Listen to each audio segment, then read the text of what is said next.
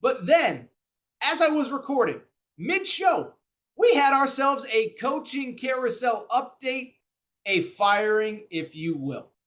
It came in the beautiful, and it is indeed a beautiful city of Tempe, Arizona, where after 4.5 years, Herm Edwards was given the door. That is right, Herm Edwards, America's coach. You play to win the game. Well, Herm Edwards did not win enough games. He is out at Arizona State. First of all, what I would just say in general about this, the most surprising thing about the Herm Edwards hiring, firing, whatever. First of all, I don't think anybody liked this hire when it happened. It was weird. It was strange. He had this weird thing about, I'm not even going to be a coach. I'm going to be a delegator. It was bizarre from the beginning. It is worth noting, by the way, I don't think a lot of people know this. You know who was Arizona State's offensive coordinator when the last coach was fired who really wanted the job? Billy Napier, the head coach of Florida right now. Like he was begging for that job, and they were like, no, we're going to go bring in Herm Edwards. But Herm Edwards is fired. And what I would say is I think the most shocking part of the entire deal is that it didn't happen sooner, right? I think for people who have not followed this story or whatever, Arizona State is in the middle of a very bizarre NCAA investigation that frankly probably should have cost Herm Edwards his job about 18 months ago. Remember, during COVID in 2020, Arizona State was one of only two schools to this point that got caught bringing players on campus for recruiting visits. And beyond that, here's the crazy part. Not only were they bringing kids on campus for recruiting visits, they took pictures. There were receipts, like there was a litany of things that we found out about all of those visits after the fact, all documented by Arizona State. It was the sloppiest, clumsiest NCAA violation that I've ever seen. I've said for a long time, listen, so here's the thing, right? We live in a different world because of NIL. But I've said for a long time, I'm not pro breaking the old rules. Like when you couldn't pay players, I was never pro paying players because I just think it's a violation of rules. You shouldn't do it. But I understand where somebody would sit there and say, I think my competition is doing that. I think I have to do this to keep up.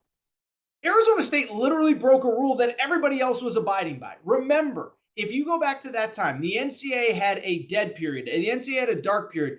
No one could bring kids on campus. And that's why I said Arizona State breaking those rules was one of the dumbest things that I have ever seen covering college sports because they were breaking a rule where nobody had an advantage. It'd be one thing if, say, they're in the Pac-12 and Utah and Colorado and the Washington schools and the Oregon schools can bring kids on campus, but Arizona State cannot.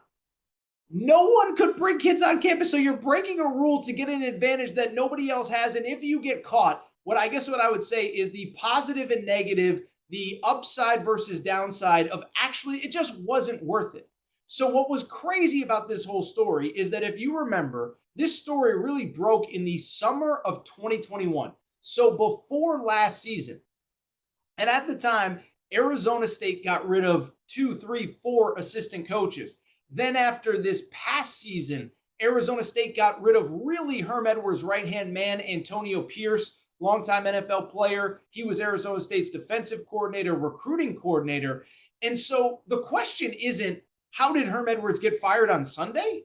It was, why did it not happen sooner? And that was really the bottom line with this firing. Well, we all know why it didn't happen sooner. If you remember, I told you this story when we kind of did the preseason coaching carousel.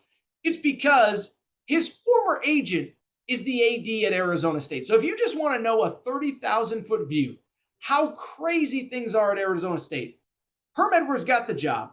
And Herm Edwards got the job because his former AD or his former agent, Ray Anderson, is the AD at the school.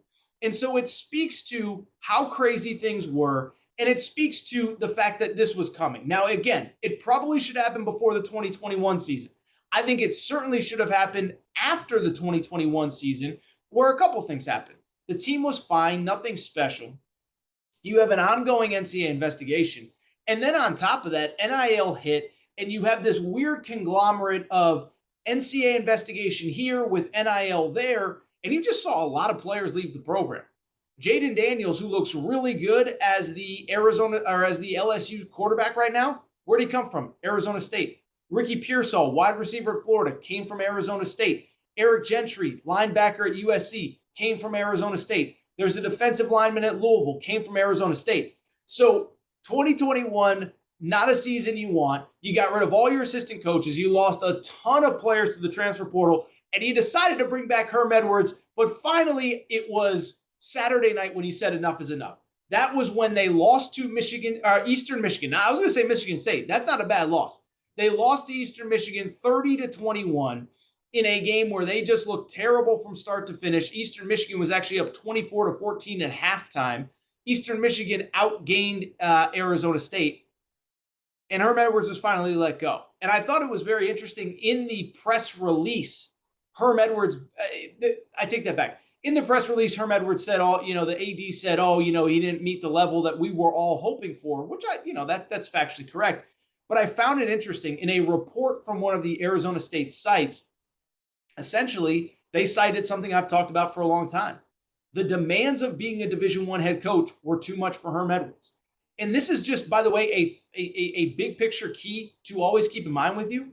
There's a lot of guys that come from the pros that think, I have this NFL background, this NBA background. I know X's and O's. If you're not willing to recruit, if you're not willing to recruit your butt off, it is not going to work. The coaches who have come from college, come from the NFL or NBA to college, the ones that succeed, they all have one thing in common. They love to recruit. Pete Carroll loved to recruit. Eric Musselman, the Arkansas basketball coach, loves to recruit. Juwan Howard, the Michigan basketball coach, loves to recruit. Chris Mullen did not love to recruit at St. John's. I don't get the sense that Patrick Ewing loves to recruit at Georgetown. Herm Edwards clearly did not love to recruit at Arizona State, and that was what ultimately cost him the job. Now, before we get out of here, I do kind of want to look ahead, because what I would say is I live, and I think most people know this, but I live in the, I guess you call it the Pac-12 footprint. I live in LA, which is now Big Ten country. But because I live on the West Coast, I think I have a little bit more insight into the Arizona State program. And let me tell you this. Over the next 24 to 48 hours, you're going to hear a lot of people who cover college sports, cover college football say, Arizona State is a sleeping giant. Arizona State, they just need the right coach. I am here to tell you, at Arizona State, it is much more complicated than that. Now, what I will say, Tempe is a beautiful city, right next to Scottsdale, right next to Phoenix. It's beautiful. One of my best friends went to grad school at ASU. I'm not going to lie. Literally lived on his couch for about 6 weeks. Probably the best 6 weeks of my life. A lot of stories that I can't share. I'm a married man now. I'm old. Nobody cares anyway. But there's a lot of stories I can't share from my time at ASU. But what I would tell you is, from the athletic department, it is not as good as it should be. Now, I've been saying, dating back to that time, that Arizona State should dominate in every sport. Beautiful campus, 60,000 undergrads. For a male athlete, there's a lot of, visually, pleasant things to look at. There's a lot of beautiful women. That's what I'm basically going to say. Beautiful women, beautiful campus, beautiful city, nice weather. It should be great. There is a reason, though, that not only is Arizona State not great at football, not great at basketball, I don't know if they're good at anything right now. And it really boils down to the school, the administration, and why I don't believe that Arizona State is going to knock this hire out of the park, get the coach that they want, and everything's going to be resolved.